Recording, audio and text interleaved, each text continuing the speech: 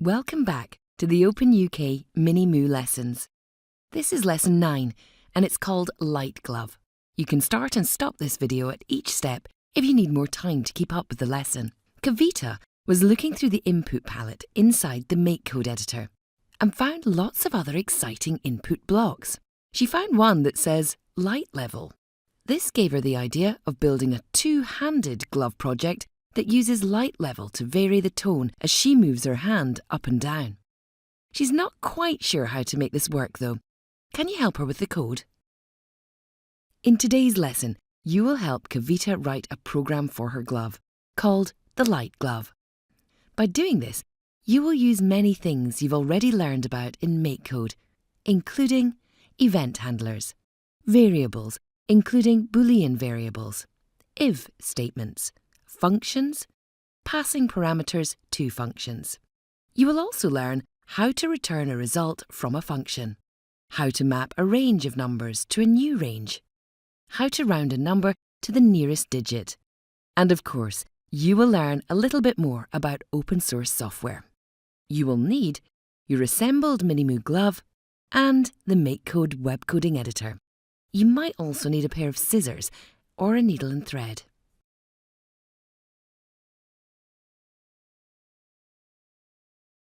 When Kavita mentioned that MakeCode could sense the light level, I didn't quite believe her. I got my microbit out and looked all over both sides of the board and I couldn't see a light sensor on there anywhere. It's a mystery.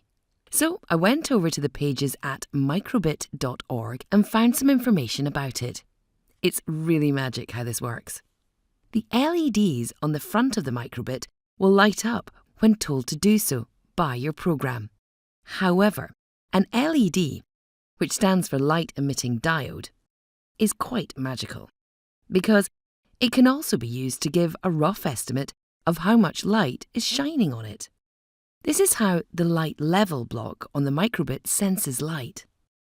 To do that, the LEDs need to be visible and, oh dear, some of your microbits may be hidden away inside a little pocket on the glove. It's either time to get the scissors out again and cut a small hole in the pocket, or you could remove the microbit and sew it onto the front of the pocket. Let's get started on the code for this light-sensing musical glove. I'll zoom in to this first bit of code up on the left here. There are some important numbers we need to set up first. I think we'll set these as constants so we can reuse this program for other things another day. Vmin will be the smallest value that is expected from the light sensor, and Vmax will be the biggest value from the light sensor. The microbit website told me that the light sensor produces a number between 0 and 255. 255 is a strange number for the maximum. I must read up about that later on the website. Tmin will be the smallest tone frequency the glove will sound, and Tmax will be the biggest tone frequency. I went over to the music palette and used the keyboard there to click on different piano keys to work out a good range for these numbers. Set step 1 for now, and I'll explain that later. Also set a Boolean variable to true and add in the on logo up and on logo down event handlers. This will all start to make sense when we look at the other parts of the program.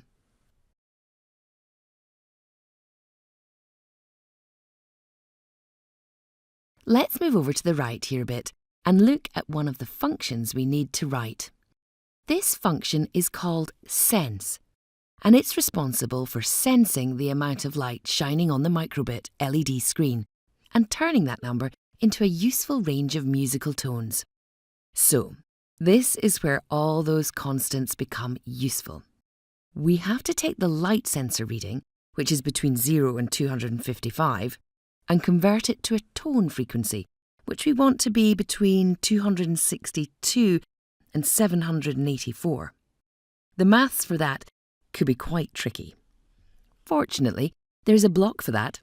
It's called map, because it maps a range of input values to a new range of output values automatically. That doesn't sound very clear, does it? Hey there, Mr. Illustrator. Can you help us out again, please? I think we need a diagram to help us understand what this map does. Perhaps you can draw it as I explain it? Let's imagine on the left-hand side we have this bag of numbers of different values. Let's say 5, 7, 9, 3 and 2. Let's sort them into order and decide that they are always between 0 and 10. Yes, that's it. Over on the right-hand side, let's have a second bag of numbers. Let's say 4, 18, 6, 14 and 10. And let's sort those into order too. We can decide that these will fit within the range 0 to 20. To map from the left-hand bag of numbers to the right-hand bag of numbers, we draw lines between each matching pair. So, 2 maps to 4, 3 maps to 6, 5 maps to 10, and so on. Can you see what map does for these numbers? Yes, in this case, it multiplies by 2 to get from the number in the left bag to the number in the right bag. If the numbers in the bags had different ranges to our earlier example, then the map would do a different mapping for us. Thanks, Mr. Illustrator. That's great.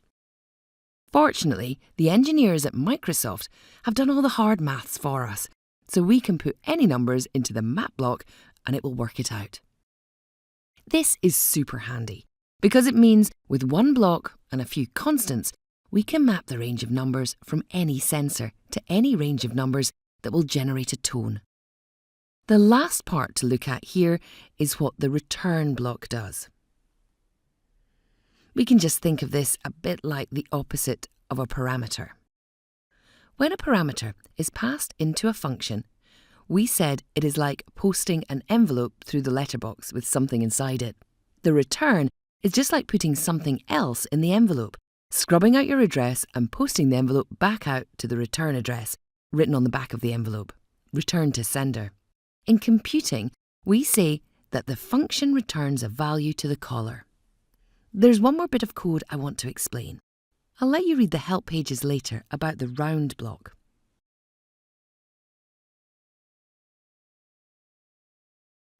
Let's use my joystick here and move the screen around a bit. I want to get both the sound function and the forever loop on the screen together. Right a bit, yes, that's it. Let's look at the final puzzle pieces here. The sound function has a nested if inside it. We've used those before. It also has an absolute block inside it. We've used those before too. Actually, all the blocks in this function we've used before. But this code pattern looks a bit new. Can you see what it does? This bit of code clearly solves some problem, but I wonder what. Well, I have 2 microbits here that are programmed slightly differently. The first one just has a ringtone block in it with the if playing block. Let me turn that one on and let's listen to the sound together. Oh dear, that's a terrible noise, isn't it? It's all crackly and glitchy. Now, let me turn on the second microbit and let's listen to that. Here goes. Oh, that's better, isn't it? It doesn't keep clicking all the time and is a bit more pleasant to listen to. Let's look back at the code and see why this extra bit of code makes it sound better. As it turns out, if you use the ringtone block repeatedly when the pitch hasn't actually changed, the microbit will stop the speaker sounding for a fraction of a second. Then it will turn the speaker back on again with the same pitch. If you don't change the pitch, what you hear is the same pitch stopping and starting very quickly, and that makes that horrible clicking sound. The absolute of block here is used with the pitch parameter, and another variable we called old pitch. Now, old pitch is just the pitch of the sound we played last time this function was called. So this code is looking at the difference between the old pitch and the pitch. If the pitch has changed, it will start the new pitch ringing, and then remember this new value in the old pitch variable. This is another common programming pattern that you will see all over the place in large programs, and it's basically detecting when something has changed. Oh, Kavita has just reminded me that I promised to explain what the step constant is for.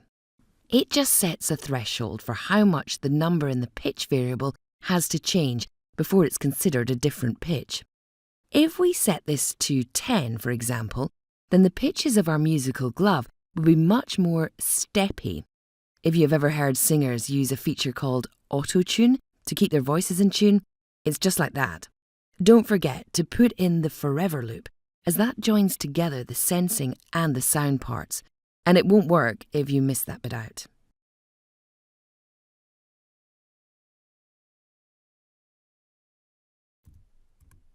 Right, get your code flashed onto your microbit. Then, stand under a light or stand outside.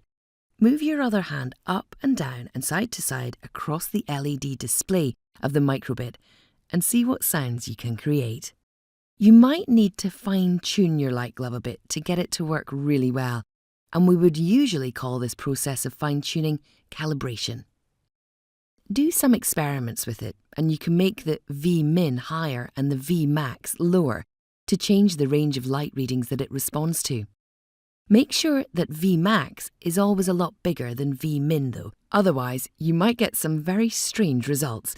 V stands for value, and it's the value read from the light sensor. To change the range of tones or pitches that get generated, you can change the T-min and T-max constants. These numbers are actually the frequencies in hertz of the pitch. You can get these by clicking on the piano keyboard in the play note block, or you can look them up on the internet. If you want a slightly stepped effect, a bit more like auto-tune, try changing the step constant to something like 10 and see if that effect is more or less pleasing to the ear. The ultimate test, though, would be to try and play along with a simple tune with your light glove. Kavita is looking up Andy's YouTube channel now to see if she can play along with any of the tunes there. She's also planning to team up with Amanda and Matthew later. She thinks that the light glove, the jingle glove, and the harmony glove might work well together as a small orchestra.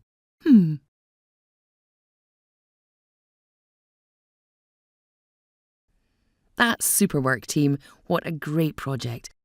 Let's finish off and look at how open source software can be shared. There are many websites on the internet that allow you to publish your code and share it for others to read, modify and use. All you need to do is put the code somewhere, like GitHub, and make sure you have added the copyright notice and a license. Without a license, it just wouldn't be open source. By publishing code in this way, you allow and actively encourage people to use it and modify it. So, we're going to try a little experiment. Amanda has some friends that run the school e-zine, and they've recently added a coding corner to the e-zine. Let's send an email with our code to them and see if we can get it published for others to try it out. Where's my email program gone? Ah, there it is. From the Coding Club to School e-zine editors. Subject: Open Source Code. Dear editors, we would like to submit a microbit program for inclusion into the coding corner of your magazine. The code plays different tones as you move your hand up and down, blah blah blah. The Coding Club. Attach hex file. Send. Great. So, hopefully the e-zine editors will like our new program and publish it in the weekly school e-zine. We may even get some feedback from the readers about our program. Ooh, I'm excited already. I wonder if they will publish it. There are lots of ways you can share and publish your programs, but remember to add the copyright notice and the license so people know you created it and what you are allowing them to do with your program. We'll check back next week to see what the editors of the magazine thought about our program.